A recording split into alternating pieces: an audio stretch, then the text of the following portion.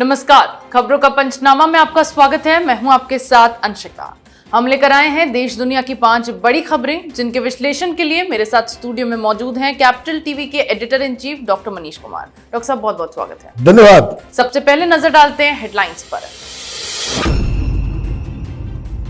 2024 के रन के लिए बीजेपी का मेगा प्लान। भाजपा अध्यक्ष जेपी नड्डा ने बनाई नई टीम। कोर टीम में अनिल एंटनी को मिली जगह। इंडिया गठबंधन के 21 सांसदों का प्रतिनिधि मंडल पहुंचा मणिपुर। 26 में से 16 दलों के सांसद ने ही किया राज्य का दौरा। मैतेई समुदाय ने किया जोरदार प्रदर्शन।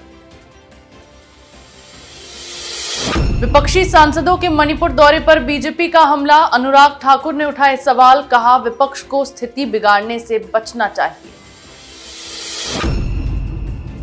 पश्चिम बंगाल में नहीं थम रही चुनावी हिंसा। गोली मारकर की टीएमसी नेता की हत्या। पंचायत चुनाव में हासिल की थी जीत। मोदी सरकार के मंत्री के बयान से गरमाई बिहार की सियासत। नीतीश कुमार पर रामदास अठावले का बड़ा दावा, कहा कभी भी एनडीए में वापसी कर सकते हैं नीतीश।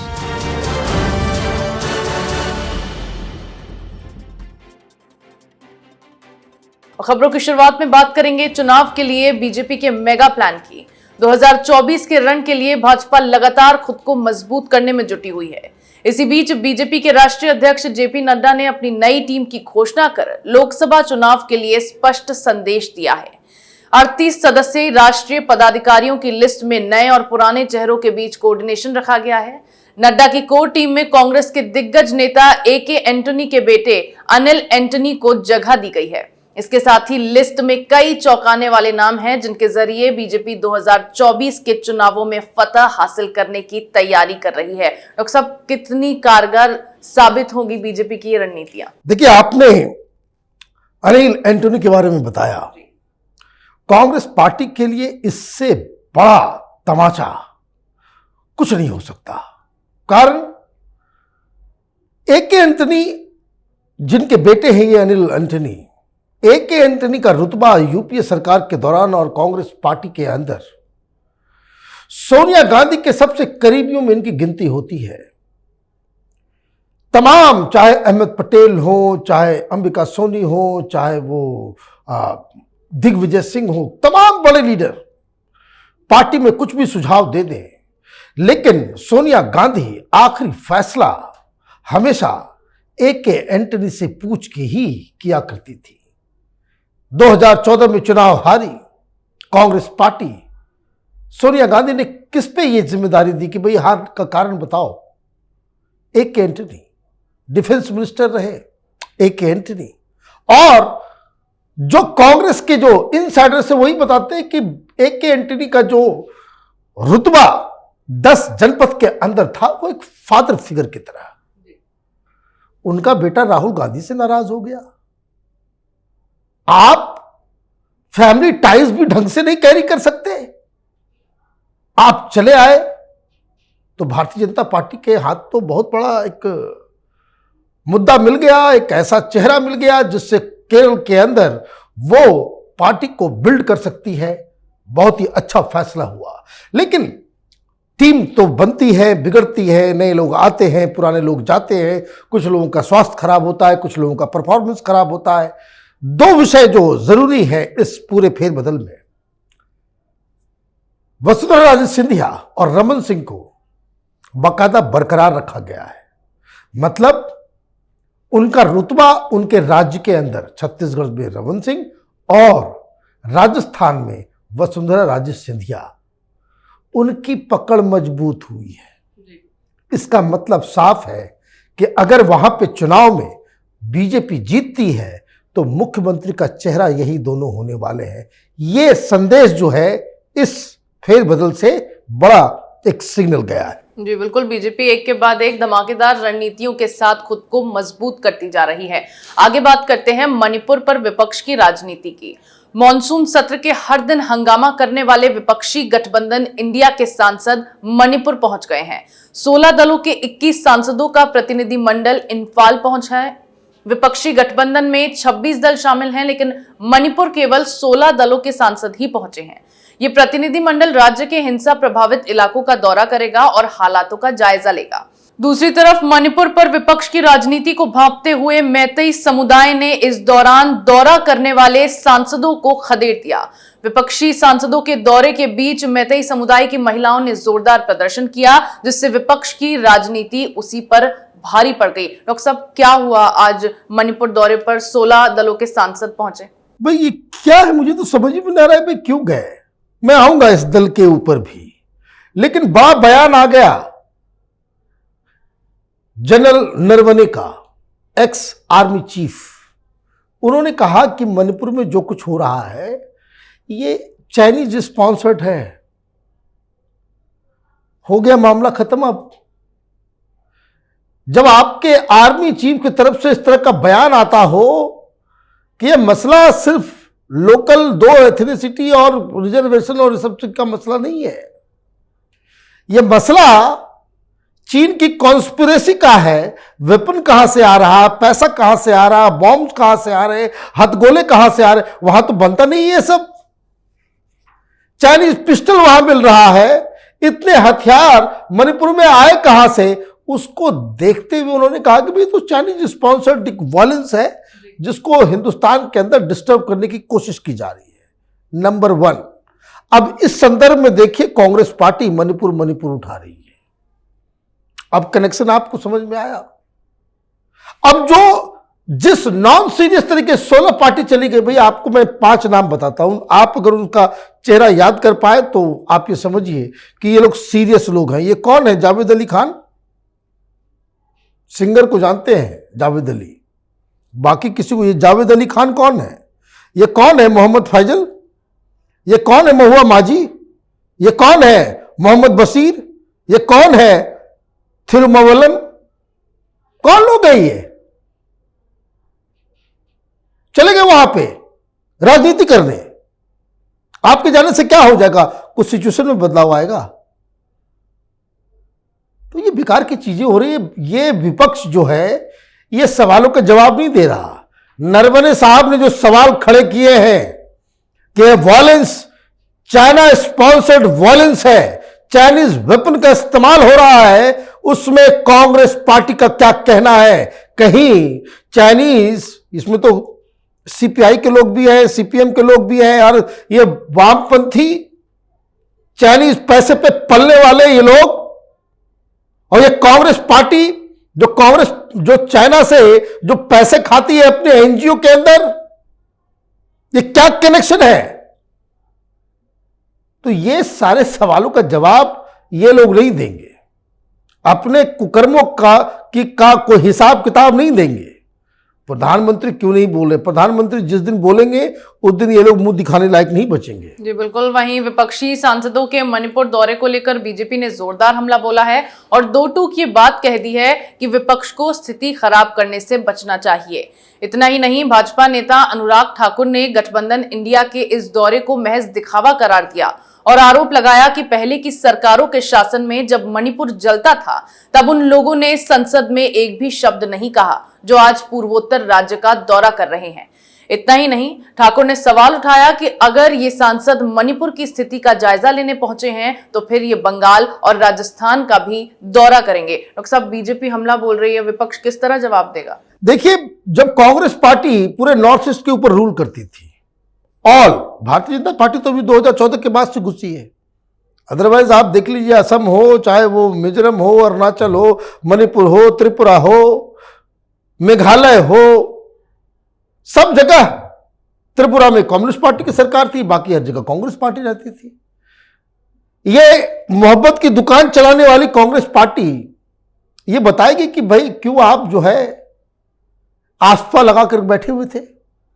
आर्मी को वहां फ्री रन दिया गया हुआ था।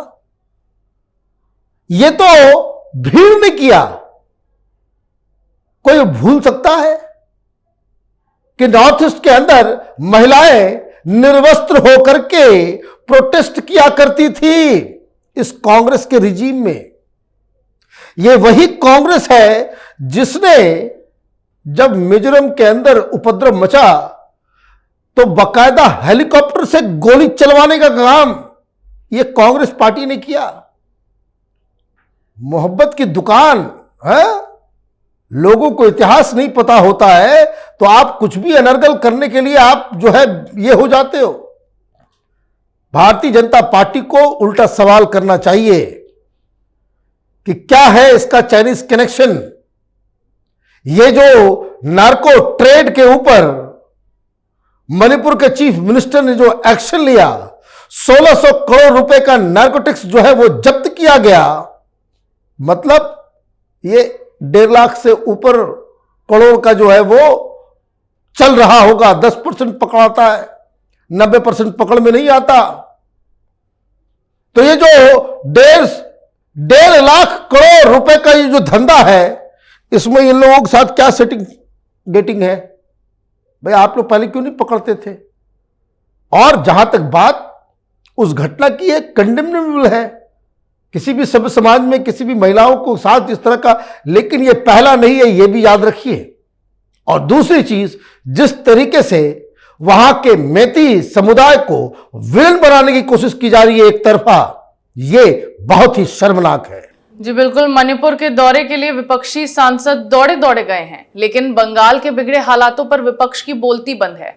बंगाल में पंचायत चुनाव हो चुके हैं, नतीजे भी आ गए हैं, लेकिन चुनावी हिंसा थमने का नाम नहीं ले रही है। अब फिर से बंगाल के साउथ 24 परगना जिले में टीएमसी के एक नेता की गोली मारकर हत्या कर दी गई। जिस टीएमसी नेता की हत्या की गई है, उसने हाल में हुए पंचायत चुनाव में जीत हासिल की थी। टीएमसी नेता के साथ मौजूद एक व्यक्ति भी फायरिंग में घायल हो गया। हालांकि पुलिस का कहना है कि हत्या की वजह जमीन का विवाद हो सकता है, लेकिन बंगाल के इन बिगड़ते हालातों पर अब सियासत गर्मा गई है। बीजेपी ने इस हत्या के मामले के सामने आने के बाद ममता सरकार पर हमला बोल दिया है। डॉक्टर साहब, मणिपुर के लिए तो विपक्षी सांसद इतना ज्यादा चिंतित हैं, लेकिन बंगाल की स्थिति पे कोई ध्यान ही नहीं दे रहा है। भाई बंगाल की स्थिति पे क्यों कोई ध्यान देगा? भाई टीवी चैनल चलाना है कि नहीं, अखबार चलाना है कि नहीं, सरकारी ऐड लेना है कि नहीं, और ये INDIA का दुकान भी चलाना है, मोहब्बत की दुकान भी चलानी है। क्या है ये मसला? बड़ा इंटरेस्टिंग मसला है। टीएमसी का एक जीता हुआ उम्मीदवार जो है वो मारा गया है। अगर इसके पीछे कोई कांग्रेसी या वामपंथी या बीजेपी के लोग होते, अभी ममता बनर्जी यूं माइक पकड़ के उछल कूद मचा रही होती। मरा है टीएमसी का, और विरोध भी कर रहा है कौन? बीजेपी का। ये खेल समझ में आया? ज्यादातर जो टीएमसी के लोग मारे जा रहे हैं, ये वो लोग हैं जिसको टीएमसी के लोगों के द्वारा ही मारा जा रहा है। कि पंचायत चुनाव हुआ, एक व्यक्ति को टिकट मिल गया, दूसरे टीएमसी वाले को नहीं मिला, ममता ने एक को दिया, दूसरे को डिनाई कर दिया। गुंडे तो सब हैं। तो ये जो टीएमसी का जो बागी उम्मीदवार है, अगर वो मारा जाता है या जीता हुआ मारा जाता है, वहां न बीजेपी है, न कांग्रेस है, न कोई। आप ये समझिए, बड़े बुजुर्ग क्या कह रहे हैं कि भाई दूसरे के लिए गड्ढा खोदोगे तो उसमें तो तुम कभी भी गिर सकते हो। ममता बनर्जी ने जो राजनीति का जो को हिंसक बनाया है बंगाल के अंदर, उसी हिंसा में ये टीएमसी भी झुलसने लगी है। जी बिल्कुल, बंगाल सरकार में हो रही गुंडागर्दी से राज्य के हालात अब बिगड़ते चले जा रहे हैं। आज की आखिरी खबर में बात करेंगे नीतीश कुमार की। बिहार में महागठबंधन में मचे घमासान के बाद से सीएम नीतीश कुमार के एनडीए में वापसी की अटकलें लगाई जा रही हैं। इसी बीच मोदी सरकार के मंत्री रामदास अठावले ने नीतीश कुमार को लेकर बड़ा दावा किया है। पटना में मीडिया से बातचीत करते हुए अठावले ने कहा है कि नीतीश कुमार हमारे रहे हैं, वो कभी भी हमारे साथ आ सकते हैं। नीतीश पहले भी इधर से उधर और उधर से इधर आते जाते रहे हैं। डॉक्टर साहब, कितना सच्चा है ये दावा? देखिए, जो नीतीश कुमार जी हैं, उनके जो डिप्टी सीएम हैं तेजस्वी यादव, उन्होंने एक नाम दिया इनको, पलटू राम। तो ये तो एक जोक बन गए। इस तरह की बातें कोई करता है? भाई किसी आपने सुना किसी वामपंथी के बारे में कि भाई ये हमारे तरफ भी आ सकते हैं?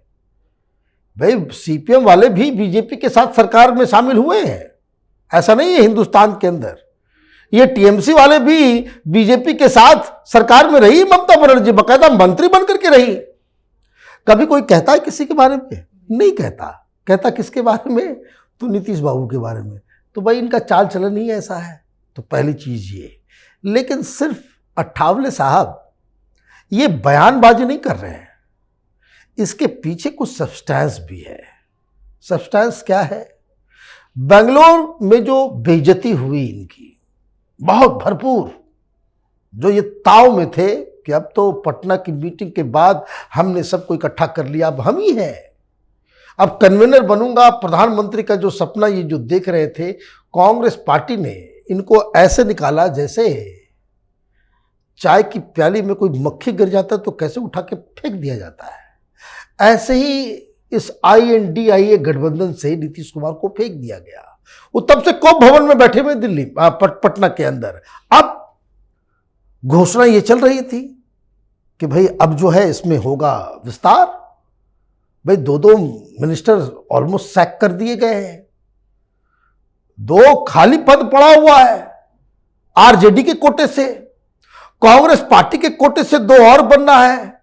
इन्होंने कहा था कि जब हम कन्वीनर बन जाएंगे तो फिर से इसको ये खबर आई थी, लेकिन जैसे ही वहां पे बेइज्जती हो गई और कांग्रेस वाले और बदमाश, उन्होंने लगा दिया हर जगह पोस्टर कि भाई जो एक आदमी पुल को ठीक से नहीं बना सकता वो गठबंधन को कैसे एक इकट्ठा रख सकता है। ये कांग्रेसियों ने किया। सरकार तुम्हारी पोस्टर को लगा भी देगा, 5 मिनट में हट जाएगा, लेकिन जहां जहां गठबंधन की मीटिंग की पोस्टर्स लगे हुए थे ठीक बगल में नीतीश कुमार के खिलाफ, तो घोर बेइज्जती करवा के आ गए। अब क्या है कि अब वो न मंत्रिमंडल विस्तार कर रहे हैं और बताया जा रहा है कि 2-3 विभाग के मंत्रियों को तो इतनी दिक्कत हो रही है, जो RJD के मंत्री हैं वो मंत्रालय जा ही नहीं पा रहे हैं। कारण पूरा मंत्रालय के ऊपर ब्यूरोक्रेट्स ने कब्जा कर लिया है। वो कोई भी फैसला करते हैं ब्यूरोक्रेट्स मना कर दे रहा है। तो इसका मतलब है कि नीतीश कुमार 2 काम कर रहे हैं। पहली चीज एक ये कि सोनिया गांधी और गठबंधन को संदेश दे रहे हैं कि हम आपसे नाराज हैं, और दूसरा ये कि जो कार्रवाई वहां चल रही है उससे वो दूसरे संकेत दे रहे हैं कि हम फिर वापस जा सकते हैं। दिमाग अपना 7वें आसमान पे मत रखो। क्या होगा? ज्यादा से ज्यादा माफी मांग लेंगे, कह देंगे कि बस ये आखिरी बार था, मेरी आखिरी गलती थी। भाई ये सब तो पलटू राम किस्म के लोग हो, तो वो माफी मांगने में कोई दिक्कत नहीं होती है। वो माफी मांग लेंगे, मामला खत्म हो जाएगा और सारी समस्याएं बहुत सारी जो है पार्टी के अंदर जो चल रही है वो भी खत्म हो जाएगी। तो ये नीतीश कुमार को लेकर के जो कयास लगाए जा रहे हैं ये सिर्फ हवाई नहीं है, ग्राउंड में बहुत कुछ हो रहा है। ये गठबंधन ज्यादा दिन तक वैसे भी नहीं चलने वाला है। जी बिल्कुल, रामदास अठावले के दावे से नीतीश कुमार के NDA में वापसी की अटकलों को हवा मिल गई है। देश दुनिया की तमाम बड़ी खबरों पर हमारे साथ आपके विश्लेषण के लिए बहुत बहुत धन्यवाद। धन्यवाद। खबरों का पंचनामा में मेरे साथ आज इतना ही। अगर आपको हमारा ये वीडियो पसंद आया हो तो इसे लाइक करें, शेयर करें, कमेंट करें, साथ ही हमारे चैनल को सब्सक्राइब करना ना भूलें।